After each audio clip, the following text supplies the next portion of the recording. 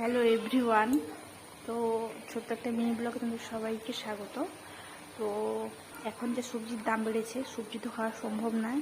দেখো আমি সবজি না কিনে কীভাবে ফটাফট রান্না সব করেছি, আবার দু একটা না 3-4টা রকম পদের রান্না। তো এটা দেখো, এই যে দেখতে পাচ্ছ আমরা মাসি শাক, আলু দিয়ে এটা টক বাটনা টাটন দিয়ে। তারপর এখানে তো সবাই তোমরা চেনো, এটা হচ্ছে কলমি শাক ভাজা। এটা একটা পাতা, এটা বেটেছি বড়া।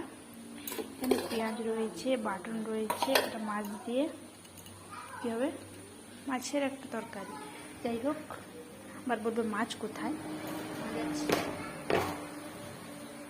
এই যে আমার দুজনের জন্য মাছ। তো যাই হোক,